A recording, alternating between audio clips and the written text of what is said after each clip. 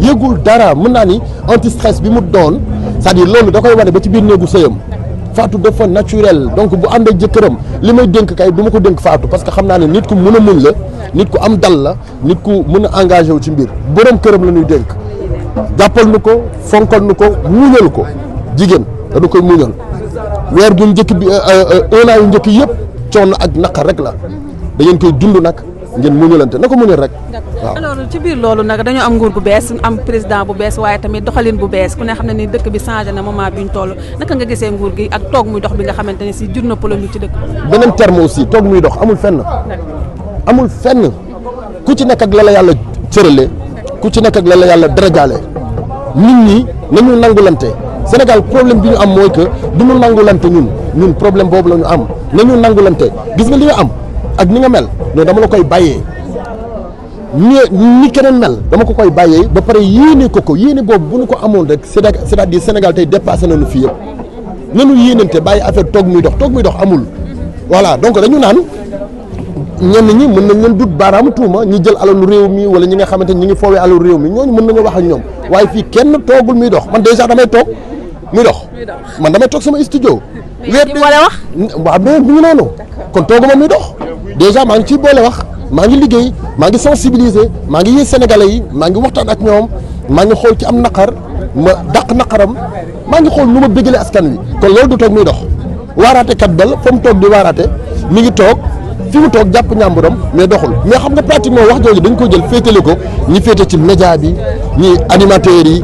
féetale ko waykat yi féetale ko taasukat yi bongoman bi toogul muy dox mi ngi gàddu bongoom wër di xool fan la xew am mu dem taaral xew mi waykat bi la même chose animateur bi mi ngi toog ci télé bi mi ngi wax journaliste bi mi ngi toog ci télé bi mi ngi joxe ay information léegi kon kan mooy toog muy dox voilà donc loolu dañ koy wax ñi nga xamee ñoom ñooy yaafuus ñi nanguwul liggéey ñi nga xamante ne xamuñu liggéey xamuñu coono ba pare bëgg a jariñu ñooñu lañ koy wax mais toog muy dox du foofu. loolu dañu gis ki nga xamante ne moom moo di sa patron Boubacar Diallo mu génn am fi benn vidéo boo xam ne génnoon na fi par rapport ak ki nga xamante ne moom moo di président Diomaye son excellence mu jur polémique war na ko wax waru koo wax ñu ni dañoo dagg vidéo bi wax ko noo xamante ni bokkewut ak noonu naka nga gisee loolu. waaw loolu xam nga nag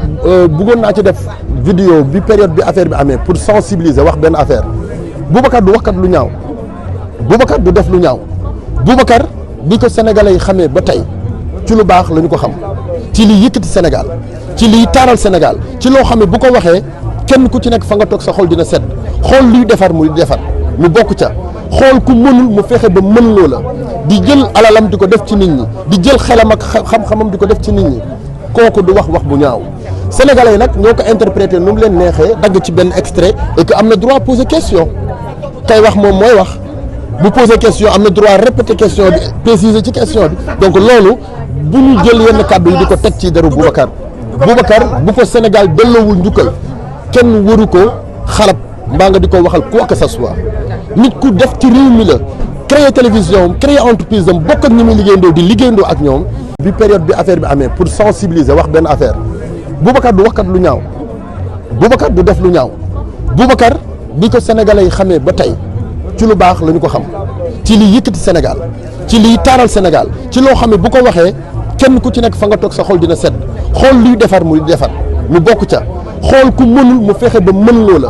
di jël alalam di ko def ci nit ñi di jël xelam ak xam-xamam di ko def ci nit ñi kooku du wax bu ñaaw sénégalais yi nag ñoo ko interprété nu mu leen neexee dagg ci benn extrait et que am na droit poser question kay wax moom mooy wax bu poser question am na droit répéter question bi préciser ci question bi donc loolu bu ñu jël yenn kàddu yi di ko teg ci deru Boubacar bu ko Sénégal delloowul njukkal kenn waru ko xalab mbaa nga di ko waxal quoi que ce soit nit ku def ci réew mi la créer télévision créer entreprise am bokk ak ñi muy liggéeyandoo di liggéeyandoo ak ñoom am lu muy def ci réew mi moo tax ne ka nga xam ne mi ngi toog këram te clavier am lu ne mu di ko wax Boubacar mi ngi xëy suba teel di fay ay impôts yu dul jeex ci réew mi donc kooku mi ngi jariñ réewam bu ñu gisee yenn kàddu yi nañu xool yàkkamti wuñu benn problème ci Sénégal bu dul nit def erreur ñun problème boobu la ñu am nit def erreur rek ñu dal ci kawam nañuy éviter di yéene nit ñu def erreur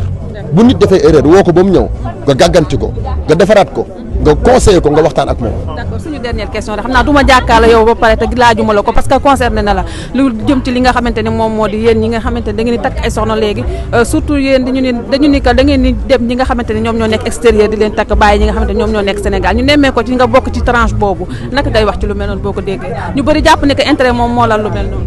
gis nga góor bu toog di xaar jigéen defal la da ngaa ñàkk jom góor bu toog di xaar jigéen yor la da nga ñàkk jom góor bu toog di yaakaar ci jigéen da nga ñàkk jom loolu amul yàlla mooy boole ay xol dépendre ñu ci benn jigéen